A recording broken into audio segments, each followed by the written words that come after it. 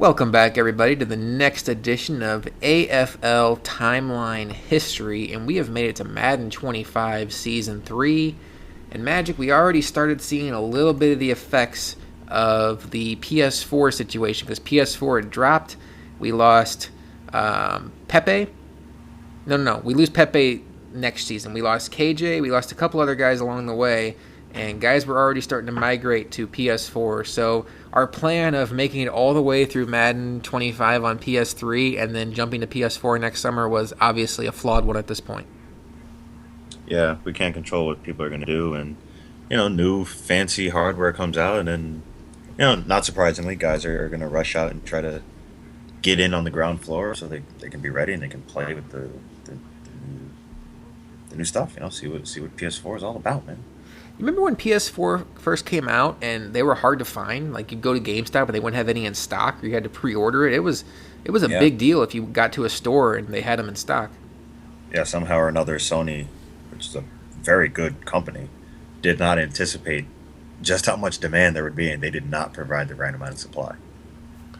Silly Sony. Come on, man, business, bro. Yeah. That S&D. It's just simple math, fellas. All right, well, speaking of math, 1 plus 1 plus 1 equals 3, and that's how many Super Bowls Nino has at this point, as he takes home not only the Season 2 Madden 25 Super Bowl, but he follows it up with a back-to-back, winning Madden 25 Season 3, as his Bears get a victory over MJ Kite's Bengals. Stokes, at this point, you're starting to feel like maybe you're not even the top dog in AFL at this point. No, I'm not. That's never what I'm thinking. But anyway, it's hard to deny him winning. I think the biggest thought I had at this point was like, man, I want to play this guy for the Super Bowl, and Berto kept getting in your way. I know.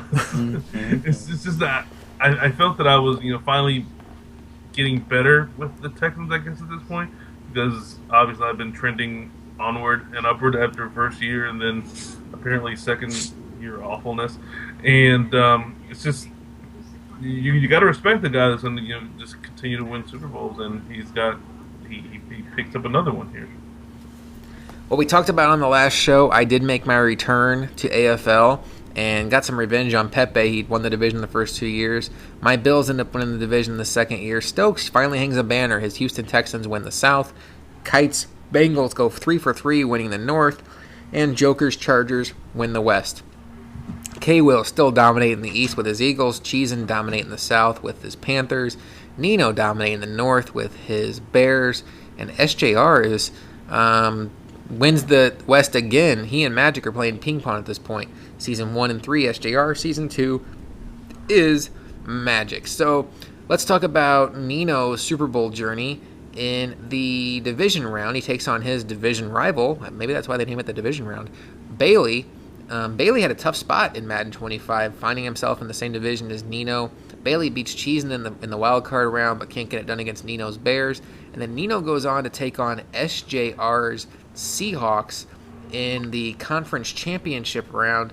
And as I'm saying this, I'm thinking there was something weird about that game where SJR was thinking he may have to give Nino a force win for something, and we held it up, and I honestly just can't remember it, but I might be mixing that up. But Nino goes on to take on MJ Kite in the bowl and gets it done. And Stokes, you may not remember this, I'm sure you probably don't, but you at least know enough about the guy to speak to it. We got some classic Kite rage after that game, and Kite was known for his post-game rages. Yeah, absolutely. That was Kite's just a funny guy, and when he gets emotional, it's always nice to just poke fun at it. And he was classic for it. And what more can I say?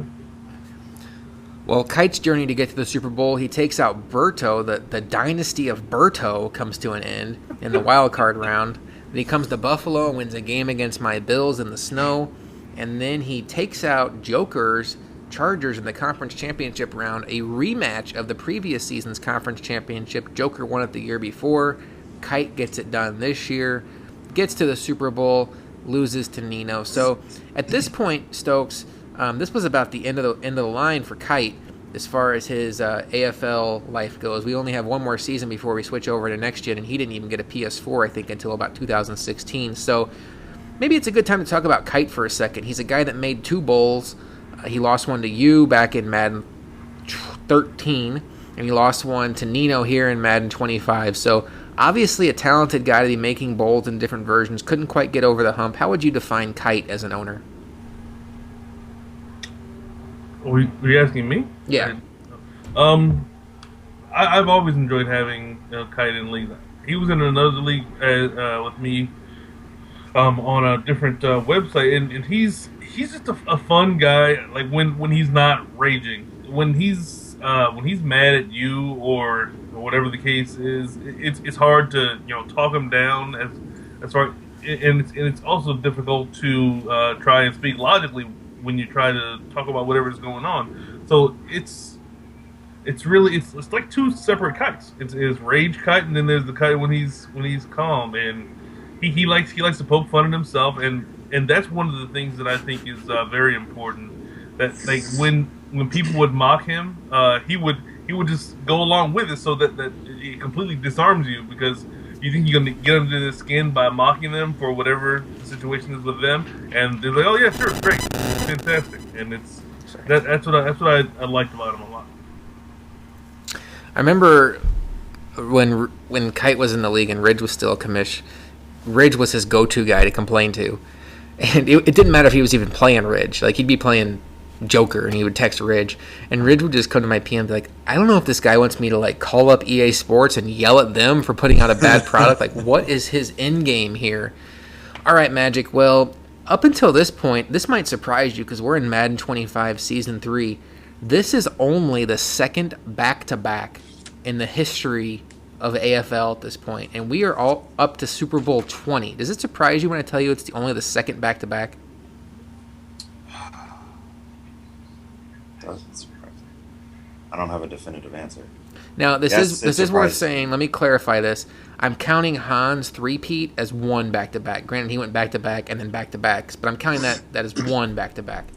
So with Stokes and Ridge and Han winning all those, they never went back-to-back outside of Han's three-peat.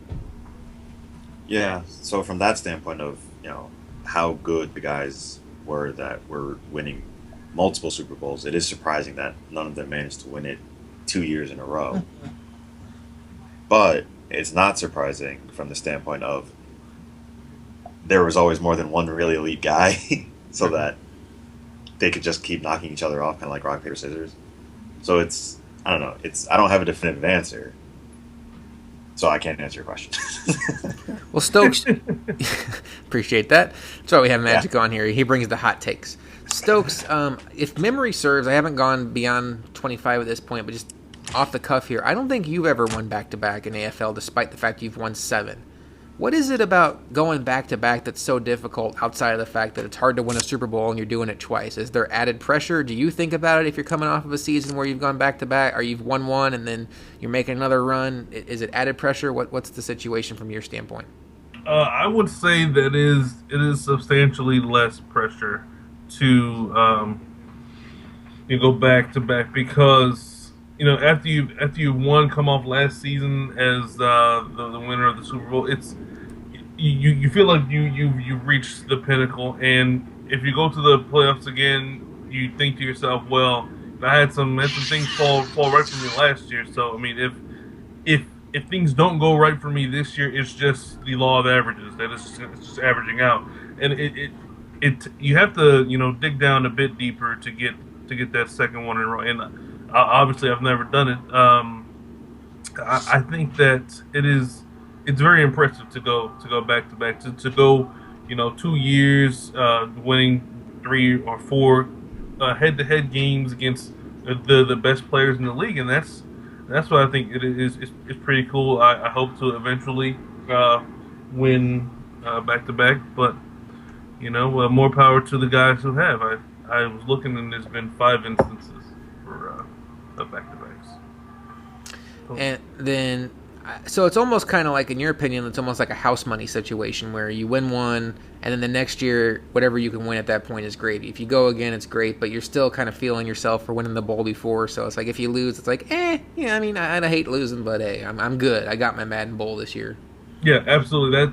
That could just be me, but that's basically how I end up feeling because the most important thing for me is getting a Super Bowl in that Madden, and for me, when I get it, I'm like, okay, great, this is fantastic, I got it now. And then if you go back, as I said in the playoffs, the next season, it's just a different feel because you're not feeling that pressure of not having won. So Nino goes back-to-back, only the second time in the history of AFL up to this point that somebody went back-to-back, takes out Kite's Bengals, and Nino now is up to 3 Super Bowls at this point, which has him, I'm going to do some quick math here, has him 1 behind Ridge, and is he ahead of you at this point, Stokes? You have, no. You have 3, too. So he ties Stokes at this point, so here for 4 years, and he's already tied with Stokes. So Stokes, yeah, you got to get better than losing the Berto, Stokes. But Stokes and Nino are tied. Stokes, can you take the lead before we turn the corner to PS4? We're going to find out on the next edition of AFL Timeline History.